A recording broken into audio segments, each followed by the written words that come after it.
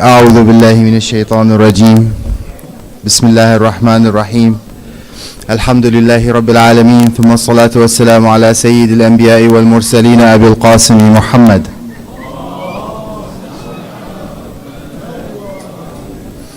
وعلى أهل بيته الطيبين الطاهرين، لا سيما بقية الله في الأراضين، روحي وأرواح العالمين لتراب مقدمه الفداء. السلام عليكم.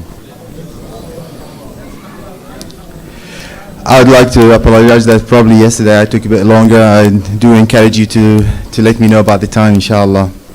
Today we want to go further. Yesterday we discussed the love of Imam Hussein and how we can reach the love of Allah through that.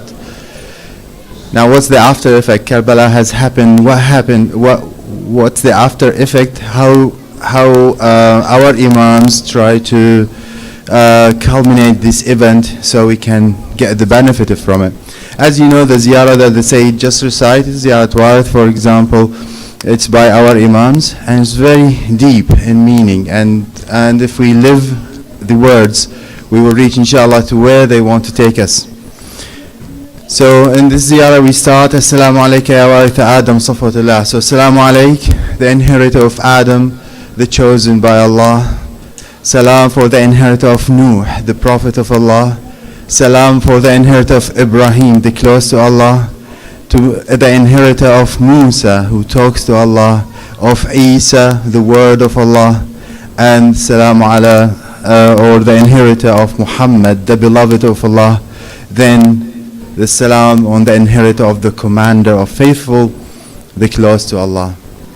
Let's take this further so we can understand how did Karbala collect all these together. So it is an experience that the whole humanity through the prophets collected in one go.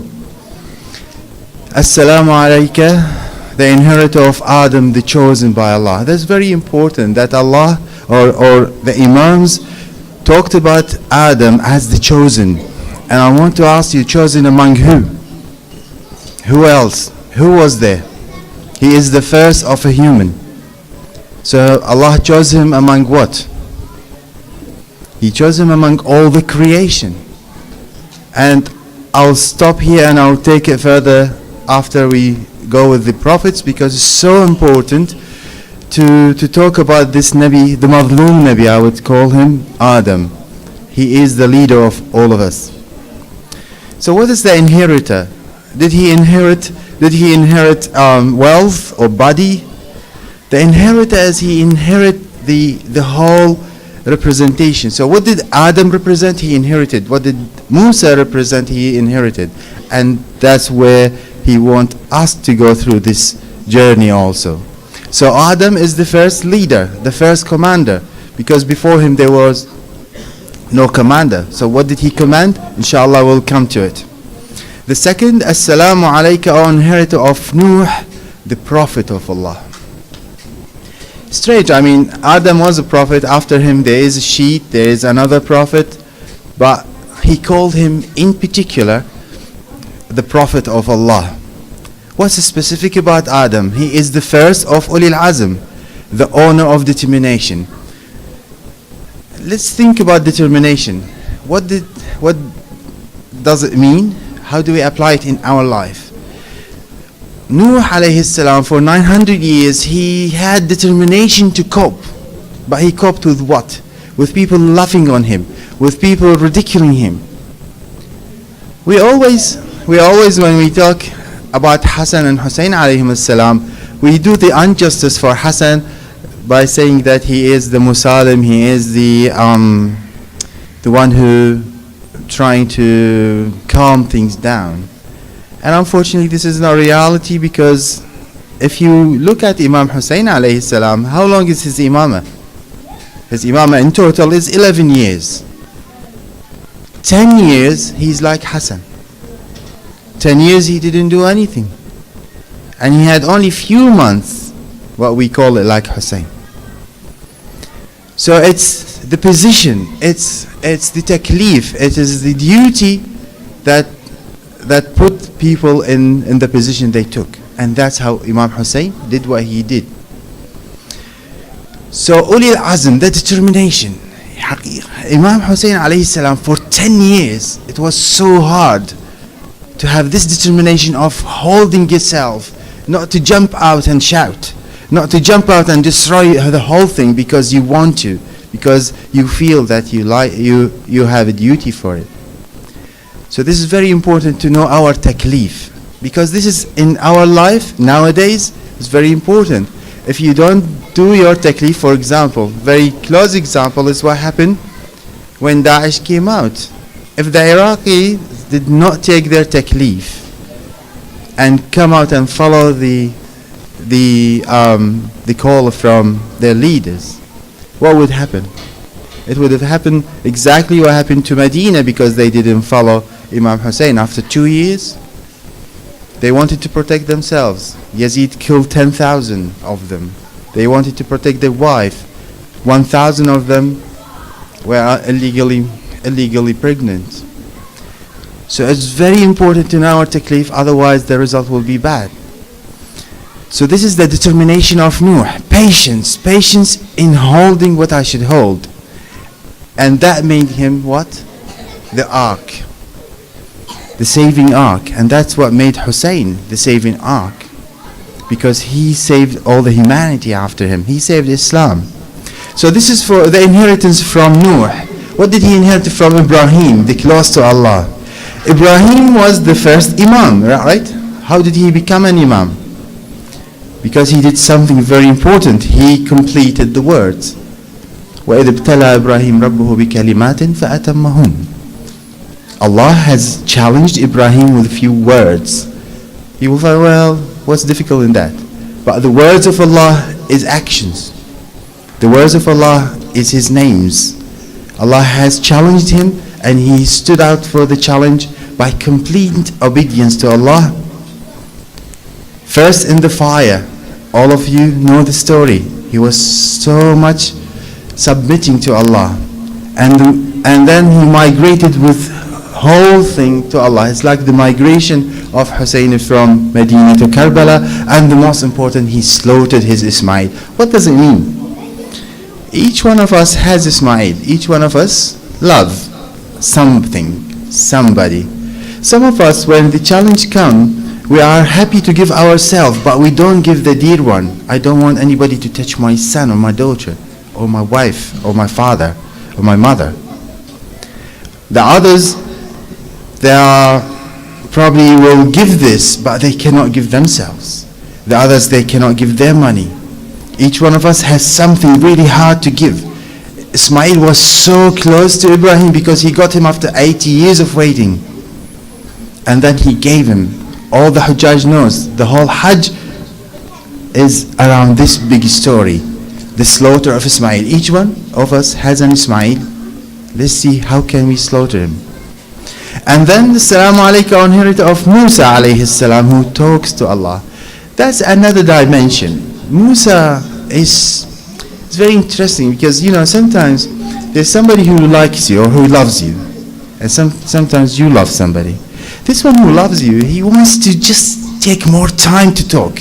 Musa alayhi salam, he used even to spend time talking about something not very important, but because he loves to stay close to Allah, he keeps on talking. That's why he's Kalimullah. And that's where the similarity comes.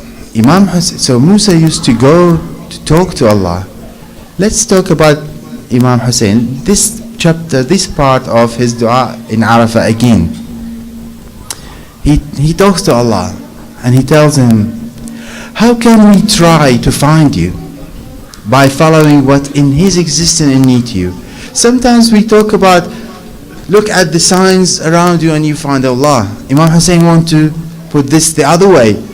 How can I depend on this which all the nature depends on Allah, and I'm trying to find Allah from them? It's the other way. It's by knowing Allah I know His creation. Is there anything more apparent than what you are, so I can use them to guide me to you? When were you absent, so you need a guide to guide others to you? And when were you far, that the sign needs to guide us to you? So he was so close, and that's why he inherited this intimacy, this closeness to to his beloved Allah, and that's how he inherited from Musa alayhi salam. Then we come to Isa. What did he inherit from Isa? Isa, the word of Allah. What did Isa do? Isa, at that time, Bani Israel, we always think that we are talking about Jew, and they are Jew anyway. But the reality, Bani Israel is the example for all of us. What happened to them, it will happen to us, or actually is happening to us. What's the problem when Isa came to them? They applied the rituals so good. They have a problem, they feel nothing inside them when they do the rituals.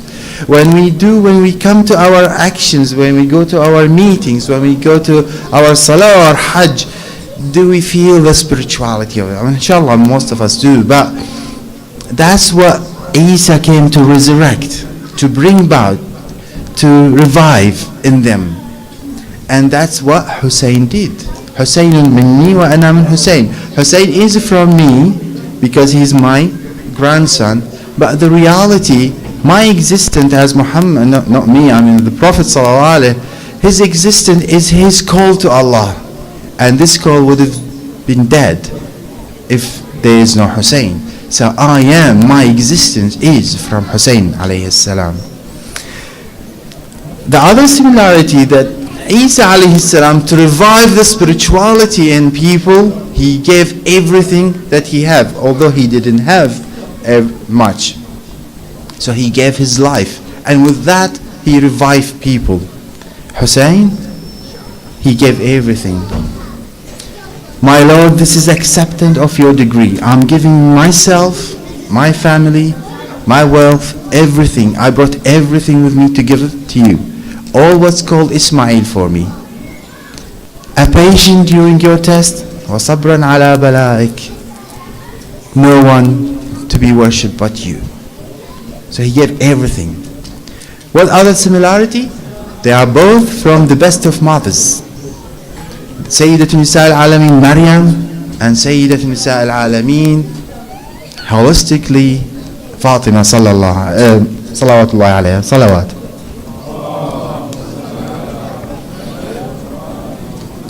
Now we come to Salamu alaykum, O inheritor of Muhammad sallallahu alayhi salawat marathan.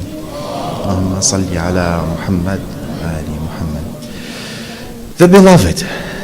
Why is he the beloved? Again, if we think about everything in the existence before him and after him was waiting for him. He's the prophecy of all.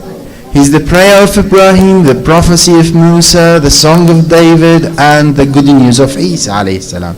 He's of all of them. Why? Look, all the Anbiya, they went to the beloved. So again, this example, there's somebody love me, but then there's somebody I love. The one who loves me want to come to me. The one I love, I want to bring to me. So Quran tells us about that. For Ibrahim alayhi salam, he said, I am going to my Lord. I'm going to the one I love. With Musa alayhi salam, when Musa arrived, they are going. When we come to Muhammad sallallahu alayhi, Allahumma salli ala Muhammad wa ali Muhammad, Allah tells us, glory to him, that's Allah who took his servant up. Because I love him, I brought him up. What I love about him, what is Muhammad? He's the whole system.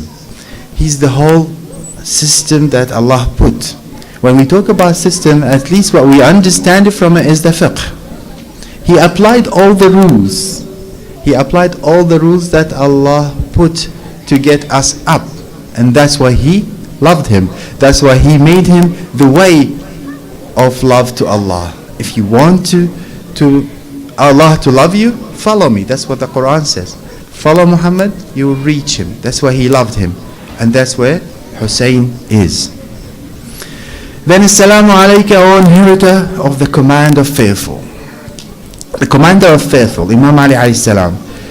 One thing will make us understand what's the difference between this existence and the rest. If I hit anybody, you will say, right? no matter what, if I hit anybody, no matter how faithful they are, they will feel the pain. He's the only one when he was hit. All his existence thinking on the hereafter. What did he say? I won by the Lord of Kaaba. This is certainty. He's so certain that's the reality. I'm going to it. So when they hit him, directly he flew up. And that's where Imam Hussein was. Allah decreed, شاء الله أن يراني قتيلا ويراهن سبايا. Certain. This is the reality. I'm going to it. Allah decreed to see me killed and see them prisoners. So inshallah we can now feel the ziyarah. Ziyarah is put for us to be attached to Imam Hussein alayhi salam and then to apply it inshallah in our life. So with Adam alayhi salam, the commander of what? And I want, inshallah, I have time, inshallah. What did he command? What was he leading? He was the only one. What was the first challenge? Allah challenged the whole creation with something. What is it? Those who will take the amana, the trust. Allah gave an amana. We can understand this by understanding why the angels told Allah. But those who will take the amana will create havoc on earth. They will kill. Why people kill one another? Why the arrogant kill the non-arrogant, or the other way? It's because of this desire. I want to be higher than the others. This is a trust. The trust, if you can control your desire to reach me. All the creation saw this as a big challenge. The angels, so goodness, I don't want to kill to reach that. This is so bad for me. All the creation saw the negative aspect. It's only one creation, and that is the human, that's Adam. So the positive aspect. The positive aspect, if I take this challenge, although I will lose a lot, but I will get something from my progeny, is so close to Allah, he's قاب قوسين أو أدنى. صلوا على محمد وعلى محمد. If I take this challenge, although there will be a fight, although the unjust and some people will be unjust, but what I will get a creation. There's no one better. That's Muhammad. The risk is worth having. He looked at the positive aspect. He accepted the risk for very important creation. The whole samawat and ard and angels and everything, they found it so difficult to accept all these risks for this beautiful end. Now if we want to apply this in our life, you know the ayah, indeed we offer the trust to heaven and earth and the mountain, but they refused to bear it and were afraid of it, but human overtaken. They undertook it. So this is the beauty. Adam, it's the leader of this humanity to reach to the best end of it. That's Muhammad sallallahu alaihi. And unfortunately we do room for Adam by always blaming him that he made the wrong choice. He did not make a wrong choice. And if we believe that he was actually accepting this because he didn't know, we are doing some injustice to Allah, because Allah has explained everything to the angels as he explained it to Adam, and he is the only one who accepted the challenge. If we want to connect this to Imam Hussein, he accepted the challenge. He accepted to give everything because he saw that's the beauty of keeping Islam alive. And that's where it comes to us. How much are we prepared to sacrifice to keep the Islam alive? How much are we prepared to give so we can reach to where Hussein wants to reach? So what's the battle of Hussein? The battle of Adam is against Iblis. It was a holistic Adam as a human against holistic Iblis. So why Quran have emphasis on this? Because this is our life. Is everything around us is depending on this. We are in, as a whole, two groups. Either we are with the group of, either with the group of Adam or with the group of Shaitan. The second battle were what? Were Qabil and Habil. You know the story, I'm not going through it. But the first leader in this army of Adam was martyr. Habil was the first martyr for Islam. Qabil was the first killer in the humanity. So we have to choose which army we are belonging to. Alright, I think my time is very close to be over, or it's probably over. So I want to have a quick connection with Warith, with Ziyarat Warith. Adam is the leader, and Hussein is the inheritor of this leadership. If we want to get the benefit of it, we have to see, are we looking at the positive aspect of all the challenges? Because all our life has very difficult challenges. We have to look at, why are we going through this challenge? Does it worth the loss? Yes, anything for Islam does worth the loss.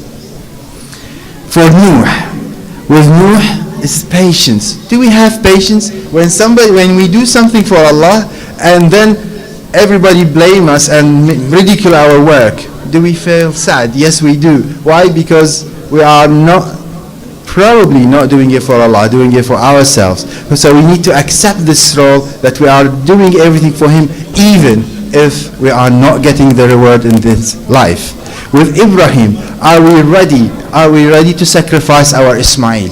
Have we identified who's the Ismail in us, in myself? And am I prepared to sacrifice this to Allah? And then when we come to Musa, have I learned how to talk to Allah? Have I prepared an hour or half an hour or 5 minutes to talk to Him every day? The devotion and love. And when I come to Isa, have I prepared myself to fight for the spirituality, not for the rituals? When I see something, is this going to take me to spirituality? Am I going to preach for spirituality? And when I come to Muhammad sallallahu alaihi salawat, am I prepared to apply all Allah orders without looking at who's going to blame me for it? And when I come to Ali alayhi salam, am I prepared to have this certainty that whatever has happened to me, because it's Allah will, and that's what He wants. So inshallah, Allah will give us this feeling when we read Ziyarat Warith. Sallu ala Muhammadin wa ali Muhammad.